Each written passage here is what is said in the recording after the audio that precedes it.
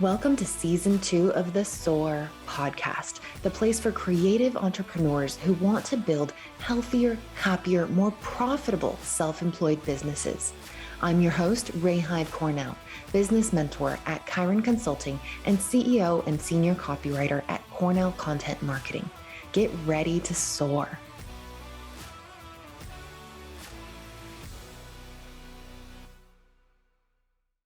All right, welcome to the SOAR podcast. Today we have Jessica Trueblood. Jessica, tell us about what you do and what your business is. Well, first of all, thank you so much for having me. This is my first podcast, and I'm super excited to be here. Hi, everyone. My name is Jessica Trueblood. I'm many things, but I'm a corporate dropout for one, which is how we met.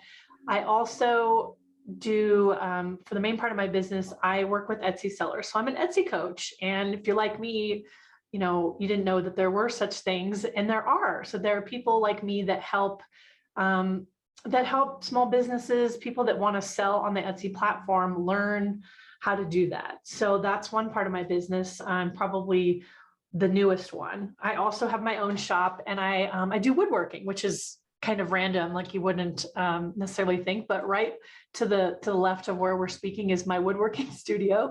So I do that. And then also I spent, almost 20 years of my professional career doing learning and development, and I specialized in leadership development and organizational development. So I still have like a toe in that world. So I have a couple of freelance clients that found me after I had left. And because I love putting training and I love working with people and coaching, I still have a couple of, small businesses that I work with for content development and delivery. So multiple streams of income, yes. Multiple things vying for your attention, multiple yes. Passion projects. Yes. I think that's a personality trait and an identity that a lot of our listeners can relate to, because one of the things that gets people into entrepreneurship and freelancing is I can't decide what I want to do. I cannot for the life of me focus on one thing from 8 a.m. to 5 p.m. and just have that be my life, like that one thing. People get distracted, they get interested in other things. And so you've really made this work. You've created this puzzle with your own custom pieces that make sense for you. Absolutely. I mean, that was, I was thinking about this before I came on this morning it's been almost 1 year since I left my full-time job.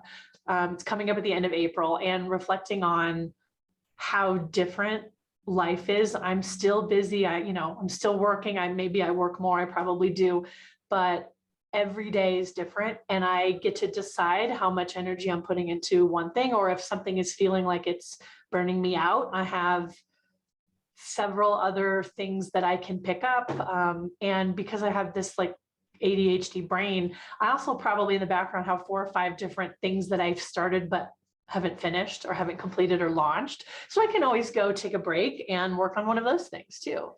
Well, and that's what I love about being your own boss, because so many people, when they first talk to me about leaving their corporate career and going freelance, they're like, I don't know how you do it. I don't know how you could leave the security of a paycheck. And I'm like, are you kidding? I'm way more secure now, because your boss with that one job could fire you at any moment. And yet, yeah, 100%. Your own boss, and you have multiple streams of income, if one of them falls through, like let's say, for example, I'm just going to totally make up a scenario. Your woodworking equipment just catches on fire and you can't use it. Well, don't do that. It's in my office. I know. It won't happen. It's just, I'm throwing it out there, so it's not going to happen. But in that scenario, you would still have 3-4 other venues for you to bring revenue into your business. It's like setting yourself with multiple legs of stability as opposed to just balancing on one. The one. Yeah. That's interesting. So I was in the corporate world for, almost 20 years since I, right out of college. And in that time, I've been laid off maybe 3 times. I was fired once, but we won't talk about that. I was laid off, 3 times. I was also downsized. So having a full-time job is, it's not security. You're at the whim of the market, or, your boss, or, an acquisition, or the, economic downturn or whatever. So you're right. I feel much more secure now because I have so many things going, and because I'm in charge of bringing in all of the, it like if I feel like I need something new, I go in search of it and I bring it in, versus, corporate job was someone else calling the shots and telling me, when I couldn't work, and vacationing, and all of that. My life was totally controlled by other things. Yeah. And one of the things that bothers me the most is someone else telling you what you're going to get paid. Like when you go to apply for a W-2 job, it's, well, what's the salary? What are they going to pay me? But as a freelancer, as an Etsy shop owner, as a coach, as all of these things, you set your rates and you say, hey, look, this is what I cost. Mm-hmm.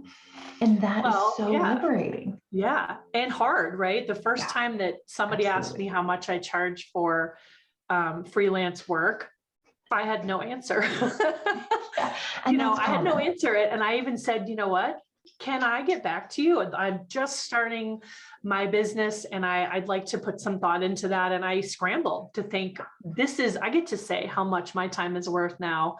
And there's not a cap to it. Like before, depending on where you go into work, what the structure is, you may never get past a certain revenue amount. Lots of companies have, salary ranges, and even with a, 3% raise every year, you may never get where you want to be. You could work your entire career, in fact, and never make, $1 million or whatever your goal is, because you're limited by how much they'll pay you for your work. And then when you work full time, you don't have time to explore. At least I didn't. I didn't have time to explore all the things that I wanted to try, because I was, commuting to work and sitting in meetings, and I have a son, and there was too much to do. And at the end of the day, I had nothing else, like no time or no brain space to explore any of that. Yeah, exactly. And one of the things that I love about your chapter in Corporate Dropouts, and as you mentioned before, that's how we met. We were co-authors in the book. And in your chapter, you talk about the various hints that were signaling to you, leave your job, leave your job, leave your job. And you didn't notice them, you didn't pay attention to them, you didn't heed them until a certain point. So what advice would you give to someone who maybe is still in that corporate world, or, that getting paid as a W-2 employee kind of position, who maybe feels like there's a hint or two, but they're like, is that really, am I just crazy? Should I stick this out? Maybe it'll get better. What advice would you give to people? Well, I think it's tough, because it took me, 20 years to really hear the message. So I don't know. For me, I realized how miserable I was. And I was, I've been miserable in my career before, but this was in my face. It was the pandemic. Everything was different. I was stuck at home, parenting, working, and I had started an Etsy shop, and I was trying to do it all. And I realized how completely exhausted, how miserable, how unhappy I was. And, my family, my husband was sort of mirroring that back to me, like, you seem really unhappy. And I was. And I think because I had been in the corporate world for so long, and all I knew was job, paycheck, job, full time, I didn't know that people did freelance work, or even how that worked. And I think for me, it was finally thinking, okay, maybe there's another way. Maybe I am so miserable, I don't want to do this anymore. And I don't want this to be, me just ignoring another sign. So I think my advice would be, talk to someone in your life that knows you well enough to know that you're not in a good place, even if you can't see it for yourself, like I did. Talk to a friend or a spouse or counselor, whoever, a coach. If you have a coach, I wish I had a coach at the time. I do now. Someone that could have said to me, well, what would it look like if you quit your job? And to say those things out loud, you realize they're not that far. For me to finally leave, it wasn't simple, but it was sort of like making a plan, putting some thoughts together and getting some money saved. And that was it. Like, I left. There was no, I had built it up in my head as being something that was so far and so out there that I put it off. And that ultimately comes down to, and you touched on this, just not knowing. Like you said, that you didn't even know that freelancing was a thing. You didn't even know that people did that you could make a good living as a freelancer without an employer. So and I feel like that's where a lot of the fear comes from, is just lack of knowledge, the giant question marks and the multitude of question marks that float around your head when you're like, I'm in this position, I don't like it, I want out, but what else is there? What else could I possibly do? And so how did you bridge that gap in knowledge to go from, I don't know what else is out there, to I'm a freelancer and Etsy shop owner and a mentor and all of these things? Oh gosh, how did I do that? So here's what I did. I was, and this was, I guess the situation was unique because it was during the pandemic and I was working from home for the first time I was working from home every day, which was something that even 2 months before that, not a lot of companies were talking about. So because I was home, I was no longer in the car for an hour. I was no longer, at the daycare line, whatever. And I was in my office and I could see all my art supplies over here. So when I would, and I was at like a director level with a nonprofit. So I had lots of meetings and I would have a meeting. And then if I saw that I had a break on my calendar, I would just, sneak over to my craft desk and I would, work on my orders, or I would play, or I would, whatever, any free time that I had. So I started to make a plan of, okay, the free time that I do have, instead of, sitting in front of the television, just zoning out or whatever, I'm going to be choosing to do it building my business. In the meantime, I had started a Facebook group for, it's called Etsy Underachievers. If you're interested in Etsy or on Etsy, come on over. It's a great group. And the group was starting to get traction and starting to, we passed like 2,000 members, which at the time I thought, oh my gosh, that's amazing. And someone said to me, and they were in the group, she's actually a Pinterest coach, and she said, you are giving away all of your knowledge for free right now. And I can't imagine how exhausting that must be. And I realized, yes, I was helping people and giving away free resources and working on my shop. And she said, you should start selling courses and you should start, paying for your knowledge, because it's, that's a thing, right? And until that moment, I thought I knew people did this, but I didn't realize that I could do it. So I started to put pen to paper, and because I had a background in, writing training and coaching, I found that it was really natural for me to sort of, write a training for something that I just shared for free, or put an outline for a course together, or a coaching program.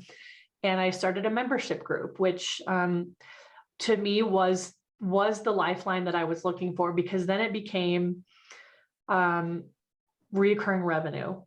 And when you're used to a paycheck that was the same amount every month, the reoccurring revenue was the safety net that I needed to make me feel like I could do this. Because, when you freelance, your months are up and down. You don't always get the same money every month. So getting the revenue, had a membership group that I started to grow and build while I was still working full time. So it was like work all day. And then after my son went to bed, I would get my laptop and I would just I was spinning and writing content and making videos and working on all of that. So I got to a point where the revenue was starting to grow, and my husband and I sat down and I said, what would this look like? How much would I need to have, right? You do your math. How much do I need to have in order to continue to contribute to the family income? We came up with a number, and that was my target. And once I got to that point, I didn't quit, even though I got to the point, I wasn't ready to quit. It took me like 6 more months, but I eventually did quit. It sounds like the catalyst. Was that person telling you that you could do it. You can, he basically said, you have my full blessing whenever you're ready. And I was like, great. And then I walked away and I thought, I can't do this. Even then, even when my partner was 100% on board, I was still struggling because I have a corporate job. That was part of my identity. I mean, what you do is a big part of your identity. At least, hey, someone meets you. Hey, what do you do? Where do you work? And if you have I have a corporate job, I'm a director, and I didn't know what to say. And I still struggle with when someone says, what do you do? I pause for a minute. All the things. I go, oh, how much time do you have? And, and then I tell them all these things and they get kind of glazed over. But, it's not as tidy as, oh, I work for X, Y, and Z employer. Like, I get to do all these great things that I love, and I work for myself and X, Y, Z. Yeah. And so having that support of your partner to say, financially, in terms of the responsibilities that you feel within the household, you have my blessing to go ahead and do this. And then also having that almost like third party, unbiased, outside perspective from the Pinterest coach saying, look, you need to be charging for all of these things that you're just giving away. Yeah. And realizing, oh my God, I've seen other people do this, but could I do this? That really kind of kicked you into gear into making that elusive dream that just, oh, I know some people do this on Instagram or whatever, become a reality and a possibility for you. Yeah, well, exactly. And I think now that I'm doing it, I feel like I way overcomplicated it in my mind, which is what I do. But so if you're listening and you're thinking to yourself, oh, this sounds like I did, I'm like, oh, it sounds great, but that would never work for me. Oh, that's a cool story, but I could never do that. Until you sit down and put everything on the paper, like we did, we sat down and we said, these are all the things that this is what our income requirements are. And until, I wasn't at a place where I could leave until I had that figured out. And I know that's a luxury of I could work two things at the same time so that when I made the leap, it wasn't me starting from scratch saying, oh crap, I need to get out there and hustle and make some money now and then be struggling. It was sort of like, instead of jumping off of a cliff, it was sort of just easing my way off, slowly walking down. And now, I mean, I think within 3 months I had, what's the word? I made more. I surpassed, not double, but I had looked at my corporate income and I went right past it and kept going. So for all of the things that I was so worried about, it has worked out for me. So, and I think the real takeaway from that is everyone has a different level of comfort in leaving their corporate position. For you, you needed that ramp down, ramp up sort of comfort, knowing, okay, I'm not just like leaping off of a cliff and hoping that there's a net down there. Yeah. And for you, that's what you needed and what worked. Right. For me, my story is the exact opposite. I need to just be like, fuck this, I'm done, burn it all down. And then have the pressure of, I need something to work that really drives me to build the next big thing. And so on that note, we're going to take a quick break and drop some resources for our listeners, and we'll be right back. Hey, this is Ray. When I started my freelance career way back in 2007, I wish I had access to a library of lessons I could go to whenever I hit one of those oh shit moments in my business. Now, after building 2 businesses of my own and helping hundreds of business owners create healthier, happier, more profitable businesses, I've created that library of burnout blocking tools that I wish I had back in the day. The Chiron Academy is your training ground to hone your skills and strengthen your business one area at a time. Inside, you'll get access to all of my courses, workshops, and business building events for one low monthly price. Rather than buying each workshop for $47 and each course for $297 or more, you get access to everything for just $47 a month. You can take all the workshops you want whenever you want, and with each one, you'll see your business leap forward. Save time, save money, save yourself the stress, and soar. I'll see you inside the Chiron Academy. Learn more at chironconsulting.us/academy. And we're back. So Jessica, the other thing I wanted to ask you about is Etsy in particular, it seems like it's this, and this may be my lack of experience with Etsy, so kind of fill me in here. It seems like this great platform, this great marketplace for people to do just about anything. I know some of our clients on the Chiron side, they have digital product-based Etsy shops, and then others have physical products. They have, like, one of our designers and our previous podcast guest, Kinsey Phelps, she has the Busy Baby Company, which is like a Montessori inspired children's toys. And what do they call them? Like, they're like these boards that have latches and zippers and shoelaces to busy tie. boards or quiet boards or something. Yeah, exactly. And she's just brilliant at that. And so people are able to create digital stores, and they're able to create stores with physical products. And at the same time, as someone who shops on Etsy, I freaking love shopping on Etsy, but it also seems like it's very crowded, and people are, the titles of the products seem very stuffed full of keywords, and it seems like there's a lot of competition there. So for someone who's looking at Etsy as a possibility for another revenue stream for their business, what would you recommend, and what is that marketplace actually like? Is it as competitive as it seems? Yes, it is. So here's what I know. I mean, Etsy is not the platform that it was 10 years ago. It's huge. They're making big strides. They're growing. And in 2020, I feel like the platform like doubled in size during 2020, because so many people were at home, right? Trapped at home, and we weren't going to stores. All these things weren't happening. And so influx of people joined the platform. So it went from what was good size amount of shops to, another 2 million people entered. So yes, there's a ton of competition. But I think people say things like, oh, Etsy is oversaturated. I 100% do not believe that. I think that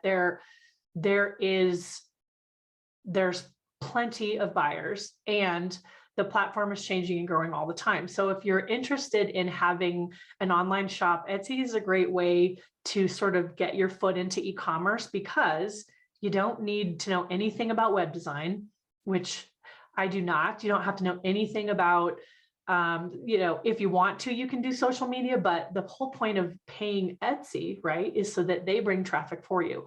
I don't have to go viral on TikTok to sell stuff. You can if you want. I do not. You don't have to know a ton about advertising. You don't have to run Facebook ads. The platform brings millions of buyers per month to you. Now that's a beautiful thing, and Etsy knows it.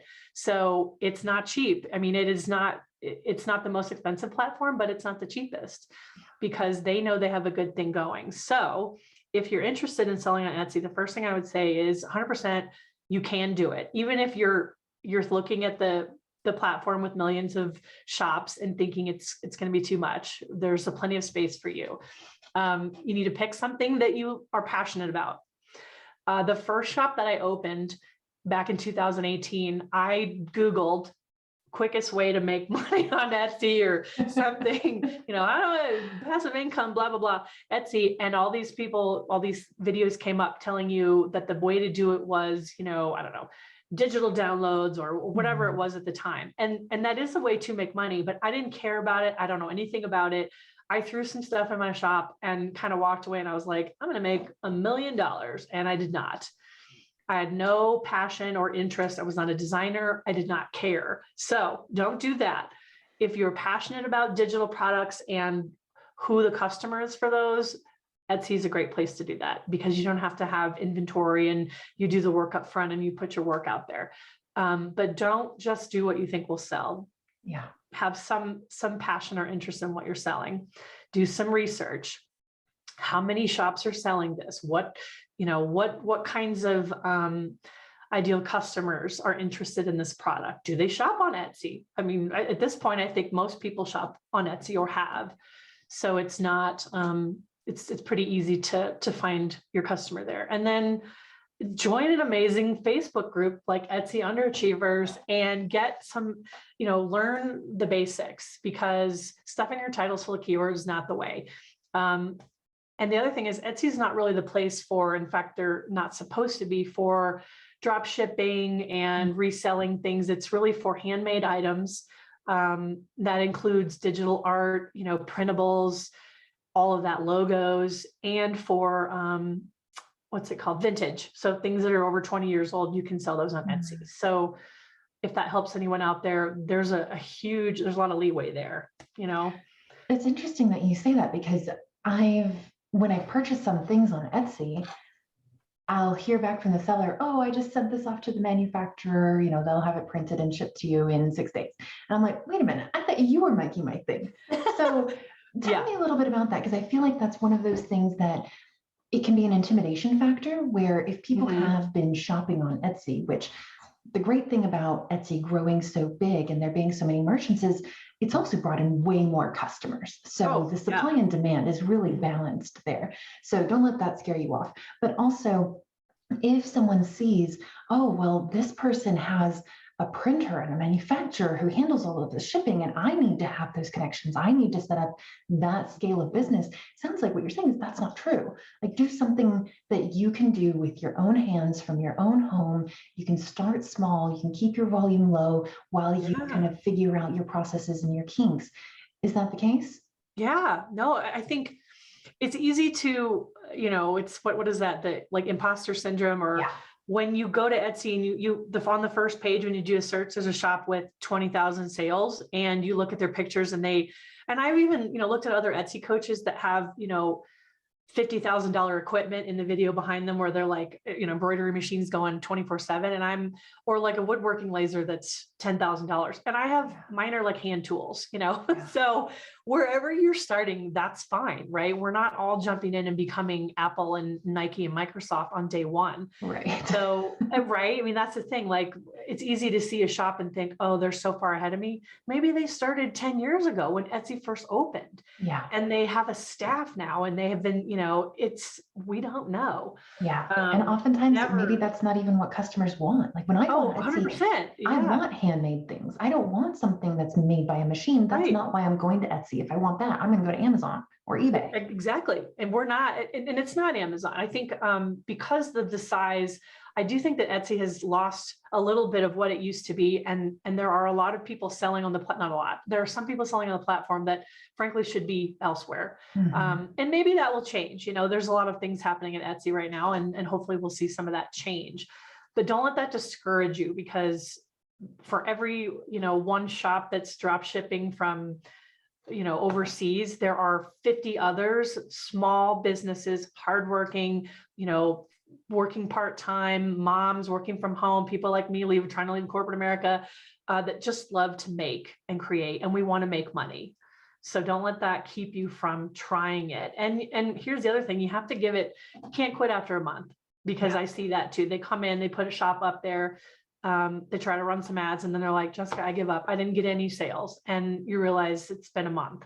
It takes an average of 3 years to have a successful business. You got to give it time. You got to try, you got to research, you got to fail a little bit. Which underscores your earlier point about choose something you're passionate about, because you need something that you will be able to do for 3 years, and then you'll start to get the traction from it. And then you will so when it's 10 o'clock at night, and you've been working all day, and you've been, parenting, and you're tired, and you have some orders to make, it better be something that you at least like a little bit, because you're going to be really mad. I mean, let me tell you, but I still love woodworking even after all this time. And because at the end of the day, when I have an order to make, it makes me happy versus making me, roll my eyes or, got to go make these orders. And, while I say, like drop shipping and all that isn't really the point of Etsy, but you can partner with print on demand companies. If you're like, I don't have the inventory or a warehouse. If let's say you want to make hoodies or t-shirts, because that's really popular on Etsy right now. It's okay. You don't have to have a warehouse and a $20,000 t-shirt press and a sublimation machine, and you can design and outsource the printing and the shipping to a partner. They have, Printify and Printful, and there's a ton of them, and that's allowed. And that's really how a lot of people get started with, apparel or stickers or whatever you're thinking. They don't do it all themselves. Or maybe they do and then they switch over, but it doesn't have to be. Don't let that keep you from trying, because there are people that are set up to take your design, put it on the shirt that you have in your inventory, but it's like a virtual inventory, and then they'll send it to the customer for you. Yeah. So focus You've on the made the thing sale. that, Yeah, you've that done the you work, want to you've do, made the the design. sale. Yeah, and those are totally allowed on Etsy. So the other thing I wanted to ask you about, one of the things that absolutely drives me nuts in the freelancing world is things like Fiverr and Upwork and Elance and these basically bid to the bottom platforms where talented freelancers are going to these platforms out of desperation because they're like, oh, well, all the clients are shopping there, so I'm going to go there and hopefully get some Yes. clients. But then they see that other freelancers are on there charging $20 per blog post, which means they actually only get like $15 or $16 for that blog post because Upwork takes 20%. Is Etsy at risk of becoming that version of the digital and tangible product world where shop owners are looking at each other's prices and trying to kind of undercut and undercut and undercut? Or how do you recommend that people set their prices when they are starting an Etsy shop? I'm glad you said that. So first of all, I'm just going to say this: don't buy Etsy help on Fiverr. No offense to anyone on Fiverr that's making a living. I will tell you, after doing this for several years, you do not have that much knowledge about a platform like Etsy and charge $20. You just don't, or it's not good advice. So, I think if you do a Google search for Etsy right now, there are things going on right now that may not be going on later in the year. So I don't want to get too much into that, but there's a lot of sellers that are upset because of how Etsy has like scope creep over the years. It used to be just handmade and everything. And now it's shifted a little bit because the platform is so large and so many people have opened shops that I do think people in my group, especially when they're struggling and they're having a bad week, they say things like, I mean, I'm running a 50% off sale and I'm still not getting traffic. And it hurts. It hurts me. It hurts all of us. It hurts. It's sort of like to your point about Fiverr. It hurts artists and makers when you discount your prices to the point where you don't make any money. And one thing that we talk about in the group, we talk about it all the time, you have to pay yourself what you're worth. It's not just these wood slices cost me $1, so I'm going to make my prices $2. It is all of your materials. So if you're listening out there, every single one of your materials, including your shipping, envelopes, whatever, the software you use to make your digital download, whatever it is, and your time, by the way, labor rate. And your energy, the effort that you're putting into it, the love you're putting into it. Yes, labor, time, everything that you did to make that product you need compensation for that. Yeah. And then all the fees and expenses it takes to sell it. So this is where Etsy fees, marketing fees, whatever, it's a formula. I actually have like a price calculator that I sell that's basically like, here's your materials, how much are you paying yourself per hour, depending on where you live and all these factors, and then the expenses to sell on Etsy. And then there you can play with your profit margin from there. You have to. Because if, like the first 6 months I was open, I didn't make any money. I mean, I have made some sales. And when my husband, love him, he's like, hey, what's your profit margin, Jess? And I was like, what are you talking about? And he's like, well, how much are you making on what you're selling? And I did the math. It was not good because I wasn't putting value in my time because I thought, well, it's my time. I don't have to pay myself. Right. So it's basically saying that what I was doing was not worthy of a little bit extra money.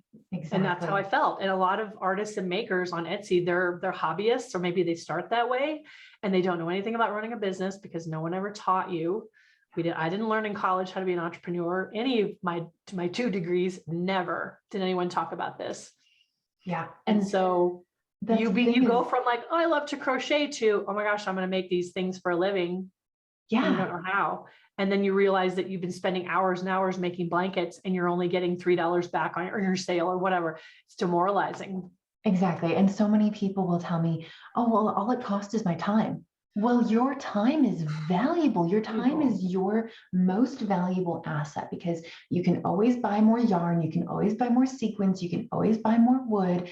You cannot get back your time. So why are you discounting that? Why are you saying that's the only thing that it's costing you? When really that should be your highest profit contribution to whatever it is that you're selling. And that's the skill. So the skill, and then every year that you work on your skill and improve, give yourself a raise too. I'm not the same woodworker that I was 4 or 5 years ago. Thank goodness I'm better. I'm also not the same Etsy coach that I was when I first started. So guess what? Prices increase, my knowledge increases. And I'm sure you give your clients the same thing. It's like, I'm going to, my time is really what, as a freelancer, I calculate my labor rate as a coach now. And if I'm going to do something, now I think about it, okay, I could do this admin task, but if I'm paying myself whatever my rate is it really worth it? Or can I find someone else to do it so that I can do the things that will bring me the money that I need to really, feel good about what I'm doing and to provide for my family and to grow my business. And on that inspiring note, where can people check you out if they want to learn more? I feel like I want yes. Yeah. It's like the rally cry of like, charge your worth. Pay yourself, and especially women, I think struggle with this more in the group, like they feel guilty for raising prices and charging. Don't do that. Okay, so a couple things. If you're interested in selling on Etsy, it's called Etsy Underachievers. It's on Facebook. I'm also on Instagram as Etsy Underachievers. And if you just want to ask questions and talk to me about that, you can find me at shopreviewcrew.com. That's my website, and you can email me there. The other thing that if you are interested in learning how to grow a Facebook group, so I went from zero, one person, 2.5 years ago to now I have 28,000 people in my Facebook group. And if you're an entrepreneur, selling in your own Facebook group is a beautiful thing. It is awesome. So you can also email me at jessica@shopreviewcrew.com or find me on my website or Instagram or whatever. And we can talk about Facebook, Etsy, or how to pay yourself what you're worth. Perfect. And we'll put all those links in the show notes for you guys. Thank you so much for being here today, Jessica. Thank you so much. This was so fun.